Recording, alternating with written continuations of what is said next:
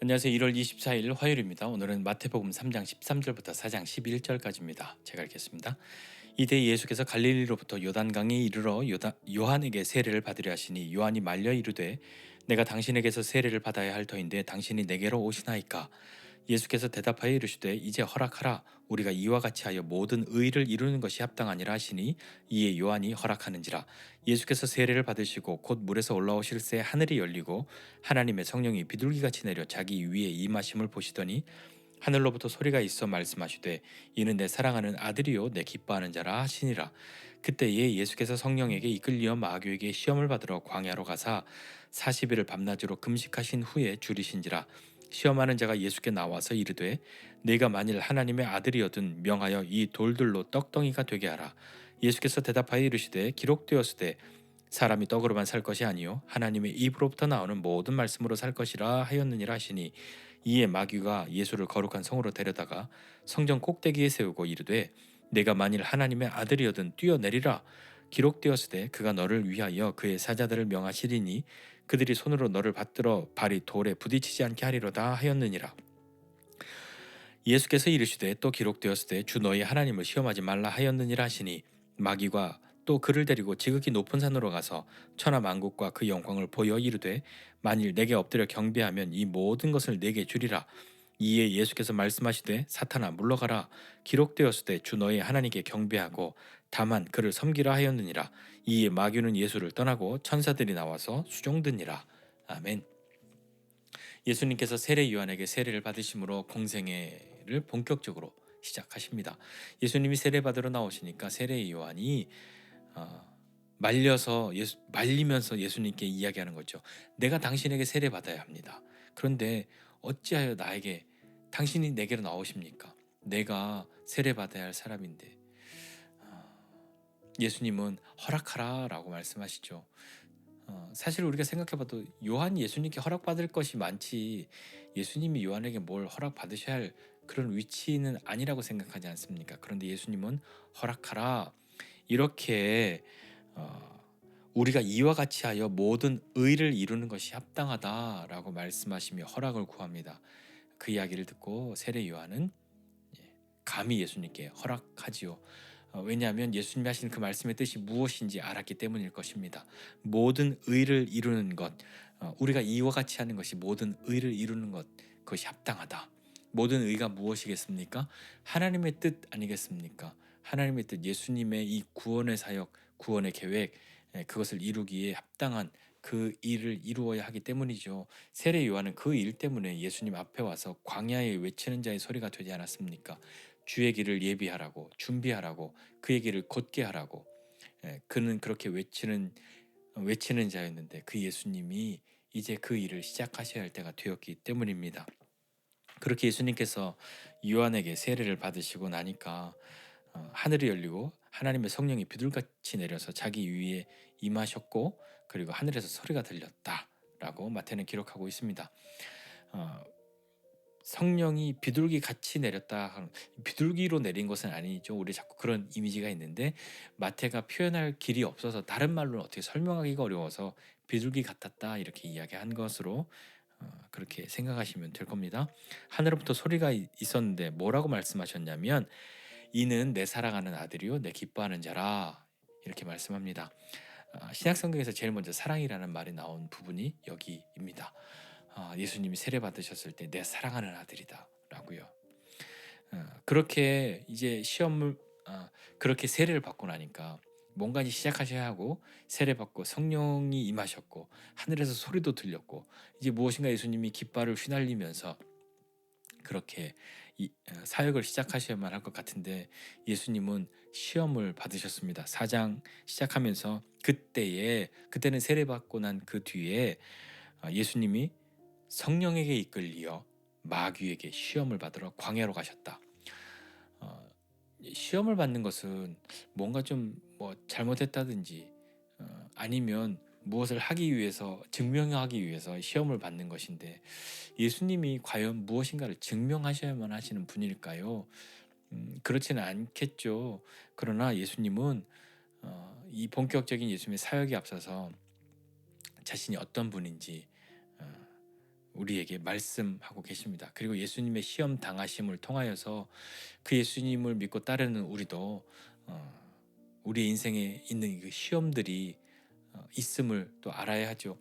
예수님은 시험 안 당하시고 우리만 시험 당하면 어, 예수님은 시험 안 당해 보셨으니까 모르잖아요. 라고 우리가 그렇게 말할 수 있지 않겠습니까? 예수님이 시험을 받으시러 광야로 가십니다. 하나님께 버림받아서 시험 당하신 것이 아니라 하나님이 예수님을 미워하셨기 때문에 하나님을 버리셔서 그렇게 시험 당한 것 아니라 하나님께서 보내시고 허락하셔서 당하신 그 시간입니다. 40일을 밤낮으로 금식하셨죠. 금식하고 나니까 줄이셨습니다. 뭐 지극히 당연하지 않습니까? 예수님은 하나님이시니까 신이시니까 배고픔 따위는 뭐 아무 일도 아니죠. 참으실 수 있어야 하고 하나도 안 배고프셨겠죠 라고 생각할 수 있지만 예수님은 완전한 인간의 몸으로 이 세상에 오시지 않았습니까? 하나님이신 그분이 인간으로 오셨단 말입니다. 그래서 40일을 금식하면 당연히 줄이는 것이 맞죠. 완전한 인간이셨으니까요. 그러나 그분은 죄는 없으셨습니다. 십자가에 달리셨을 때도 그분이 당하시는 고통은 뭐 하나님 예수님은 신이시니까 고통 따위는 못 느끼시겠죠. 그러나 그분은 완전한 인간으로 십자가에 죽으셨기 때문에 고통을 경험하셔야만 했습니다. 왜냐하면 우리 때문이죠. 자, 그 예수님이 40일을 밤낮으로 금식하셨고 줄이셨습니다. 이제 시험하는 자가 왔죠. 딱 봐도 40일을 음식을 절제하고 있는 사람인데 어떻게 보였겠습니까? 야, 이거 뭐 빵 한 조각이면 얘는 완전 내 말 듣겠는데 하는 그렇게 보였을지도 모릅니다. 시험을 받고 무엇인가 그렇게 할 때 우리가 좀 강하고 뭔가 좀 만반의 준비가 돼 있고 그런 모습으로 싸우고 해야 할 것 같은데 육신적으로 이렇게 연약해진 완전히 줄인 상태에서 시험을 당해야만 했습니다. 우리도 금식할 때 보면 물론 뭐 저도 그렇고 제가 알기로 우리 지체들 중에 40일 금식하신 분 안 계십니다. 맞죠? 다만 며칠을 금식하더라도 육신은 연약해지고 그러할지라도 우리가 모든 것을 절제하고 하나님 앞에 집중하는 그런 시간들을 통해서 우리의 영혼이 새로워짐을 경험하지 않습니까? 어, 그래서 인간적으로 볼 때는 약해져 할 수도 있으나 하나님 앞에 집중하고 있는 그 사람 하나님이 버리시지 않죠. 우리의 육신은 약해질지라도 우리 영혼은 새 힘 얻고 하나님 앞에 있을 겁니다. 그러나 마귀가 그것을 알 턱이 없죠. 이거 빵 한 덩어리면 이길 수 있겠다 생각했을 겁니다. 그래서 이야기합니다. 네가 만일 하나님의 아들이라고 하면 너 이 돌들로 떡을 만들어 봐. 그렇게 시험을 한 거죠. 뭐 이 유혹을 이길 수 없을 거라고 생각했을 겁니다. 그러나 예수님은 사람이 떡으로만 살 것이 아니라 하나님의 입으로 나오는 모든 말씀으로 살 것이다라고 하나님의 말씀으로 그 시험을 상대하십니다. 그러니까 이 마귀가 다시 거룩한 성으로 데려다가 성전 꼭대기에 세웁니다. 야, 네가 내가 첫 번째 이렇게 빵으로 이길 수 있었는데 먹을 걸로 안 된단 말이지. 성경을 이야기했어 라고 하면서 아마 두 번째 시험을 했겠죠. 뛰어내려봐. 여기서 네가 만일 하나님의 아들이라고 한다면 뛰어내려봐. 야, 보니까 그런 기록되어 있던데 그가 너를 위해서 그의 사자들을 명령해서 그들의 손으로 너를 받들어서 발이 땅에 닿지 않게 할 거라고. 그러니까 네가 하나님의 아들이라고 한다면 뛰어내려봐. 예수님이 그 시험을 상대하십니다. 또 기록되었을 때 주 너의 하나님을 시험하지 말라. 이렇게 예수님은 답하십니다. 그러니까 이제는 네가 하나님의 아들이라면 이렇게 뭐 먹는 것, 육신적인 것이나 어떤 뭐 종교적인 것, 신앙적인 것 그런 것으로 시험하는 것을 이제 안 되겠다 해서 세 번째 시험을 하죠. 지극히 높은 산으로 데려갑니다. 그리고 천하 만국과 그 영광을 다 보여줍니다. 그리고 이야기하죠. 네가 만약에 내게 엎드려 절하면, 내게 엎드려서 경배하기만 하면 너 지금 보이는 거 있지? 이거 다 네 거야. 우리 영화 같은 데 보면요, 뭐 사탄에게 자기의 영혼을 팔았다 하는 사람들이 있잖아요. 그런 사람들이 가지고 얻은 대가가 무엇입니까? 세상에 가장 높은 것이잖아요. 뭐 권력, 자기가 원하는 모든 것, 그것을 다 자기가 갖죠. 그가 그렇게 얻기 위해서 한 것은 무엇이었습니까? 단 하나죠. 사탄에게 경배한 것. 그것 하나였습니다. 아마도 이렇게 영화 같은 걸 봐도 그것 이기는 사람 별로 없고요. 가장 높은 것에 대한, 가장 많은 것에 대한, 가장 큰 것에 대한, 가장 강력한 것에 대한 그런 소유의 열망을 이길 수 있는 사람이 뭐 얼마나 될까요? 예수님은 이제 그 시험에 대해서도 또 말씀으로 이기십니다. 사탄아 물러가라 기록되었으되 주 너희 하나님께 경배하고 다만 그를 섬기라 하였다. 이렇게 말씀하십니다. 하나님의 말씀으로 모든 시험을 이기시죠. 예수님이 야 내가 능력이 없는 줄 알아 구구절절 설명하지 않으셨습니다. 이거 한번 해 내가 증명해 그렇게 하지 않으셨습니다. 예수님은 그 모든 것을 하나님의 말씀으로 이기셨죠. 그러니까 사탄이 마귀가 예수를 떠나갔고 천사들이 수종을 들었다 이렇게 성경은 기록하고 있습니다. 예수님이 시험을 당하시는 그때만큼은 성령에게 이끌려서 광야로 들어가셨고 40일을 금식하셨고 육신적으로는 완전히 줄인 상태에서 이 시험을 당하셨고 하나님의 말씀으로 그 시험을 이기셨죠. 시험이 없는 신앙생활이라고 하는 것이 있을까요? 아마 없을 겁니다. 왜냐하면 예수님도 시험 당하셨잖아요. 그러니까 제가 말씀드렸듯이 예수님은 우리의 모든 것을 담당하신 분 아니십니까? 우리의 허물과 죄뿐만 아니라 우리의 모든 연약함, 우리 인생에 있는 모든 경험들, 심지어 우리의 감정들까지도 그분이 신이셔서 아시는 것이 아니라 경험해서 아시기 때문에 우리를 예수님 내가 너를 알아. 너의 마음이 어떠한지 알아. 나도 경험해 봤어. 라고 하는 것이 어떠한 것이겠습니까? 그래서 예수님 우리를 아시는 거죠. 시험 당하신 예수님이 시험 당하고 있는 우리를 아시지 않겠습니까?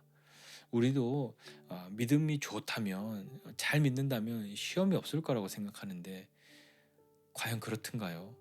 우리가 시험 당할 때 우리가 다 믿음이 바닥이었기 때문에 시험을 당했던가요? 아니죠. 예수님도요. 성령이 임하셨을 때 시험 당하셨잖아요. 우리는 자꾸 생각합니다. 내가 하나님을 향한 믿음이 적어져서 시험을 당하는구나. 하나님 나를 외면하셨기 때문에 시험을 받는구나. 이렇게 어려움을 당하는구나. 이런 유혹 가운데 있구나. 라고 생각하기도 합니다. 그러나 모든 것이 그렇지는 않잖아요. 성령에 충만할 때도 시험은 찾아올 수 있습니다. 그러나 그러한 때에도 하나님은 우리를 아시죠. 그래서 우리가 능히 감당할 수 있는 시험만 허락하시고 시험 당할 즈음에 피할 길을 내신다. 그것이 우리 하나님 아니십니까? 그러나 우리는 시험 당할 때 왜 나만 왜 나만 겪는 고통과 시험이냐고 그렇게 말하기도 하죠. 그러나 우리만 경험하고 우리만 당하는 것 아니었습니다. 예수님도 당하셨습니다. 그 예수님이 우리를 아시죠. 그 예수님은 말씀으로 이기셨고 그 예수님이 우리를 격려하십니다. 다른 것으로 증명하는 것이 아니라 하나님 앞에 우리가 나아가서 그 믿음으로 증명해야 하는 시험들이 우리에게 있지 않습니까? 흔들림 없이 우리는 믿음 생활하고 싶지만 우리를 흔드는 자가 늘 있기 마련이고 그러한 때에 여러 가지 유혹을 할 겁니다. 육신적인 것으로도 유혹하고 어떤 종교적인 영역에서도 유혹하고 이 세상의 모든 것으로도 유혹하려고 할 겁니다. 그러나 십자가 없는 신앙생활 없고 십자가 없는 승리, 십자가 없는 영광 없다라고 하는 것처럼 우리에게 허락하신 그 모든 것들 잘 이겨낼 수 있는 사람이 되면 좋겠습니다. 시험이 없다면 참 좋겠죠. 시험 없이. 그러니까 우리는 좀 생각하잖아요. 하나님 나는 그냥 그렇게 멋진 신앙생활, 멋있는 대단한 믿음 없어도 되니까 시험 없이 그냥 평안하게 믿었으면 좋겠어요. 라고 하는 마음이 있을 수 있으나 그 시험 당할 때에도 주님은 우리와 함께 하십니다. 다만 내가 홀로 시험 당하고 있다고 오해하고 홀로 시험 당하고 있다고 그렇게 생각해서 하나님을 향한 그런 오해가 우리에게 생겨날 뿐인 것이지, 시험 당할 때 하나님이 우리를 버리셨기 때문에 시험 당하는 것은 아닙니다. 시험 없이 안 됩니까? 라고 말하고 싶지만, 시험 당할 그때에 우리가 어떤 사람인지 우리도 확인할 수 있고, 그리고 그 시험은 사실 그런 건 아닙니까? 시험은 자꾸 져야 맛이 아니라, 시험은 통과하고 시험은 이겨야 맛인 것 아니겠습니까? 자꾸 떨어지는 시험도 왜 자꾸 도전합니까? 이겨보려고 하는 것 아닙니까? 우리에게 여러 가지 어려움이 있고, 시험도 있고, 하나님이 시험 없이는 안 됩니까? 라고 말하고 싶을 때가 있지만, 그 시험 당할 때도 우리와 함께 하시는 그 하나님이 우리를 인도하시고, 이 시험에서도 이기는 사람, 그리고 우리의 믿음이 더욱 자라남을, 주님 앞에 자라나고 있음을 알게 되는 사람으로 이끄실 겁니다. 그렇게 되도록 하나님 앞에 마음을 다하고 집중하는 삶, 육신적인 모든 것을 절제하고 주님 앞에 나가는 삶, 그런 것이 오늘 우리에게 요구되는 것 아닐까요? 다른 것에 대한 관심을 조금 줄이고 하나님을 향한 관심을 더 높여 나아가는 저와 여러분 모두가 되시기를 주님의 이름으로 부탁드립니다. 기도하겠습니다. 하나님 아버지, 은혜와 사랑을 감사드립니다. 하나님, 우리 인생 가운데 하나님이 행하시고자 하시는 일들이 무엇인지 알게 하여 주시고, 우리를 자녀 삼아서 하나님이 부르시고, 그리고 우리 인생 가운데 베푸시는 하나님의 은혜가 무엇인지 알고 우리의 인생의 의미들을 찾아가는 믿음의 삶이 우리 되게 하여 주옵소서. 하나님, 시험 없이는 안 됩니까? 라고 말하고 싶을 때도 있지만, 하나님, 여러 가지 시험이 있을지라도 우리가 시험 당하는 것은 하나님이 우리를 버리셨기 때문에 시험 당하는 것이 아니라, 예수님도 성령님에게 이끌려 시험 당하셨던 것처럼 하나님이 허락하시고 보내셔서 당한 그 시험, 예수님이 이기셔서 우리에게 그 시험 당할 때에 우리를 도우시는 그 주님, 성령님, 우리와 함께 하심을 감사드리고, 그것을 오해하지 않고 하나님 앞에 나아가는, 다른 것에 대한 관심을 줄이고 그것을 끊고 하나님 앞에 나아가는 우리 될 수 있도록 은혜를 베풀어 주옵소서. 하나님, 오늘도 우리와 함께 하심을 믿고 감사드리며 새 힘 주실 것을 기대하고 예수님의 이름으로 기도드립니다. 아멘.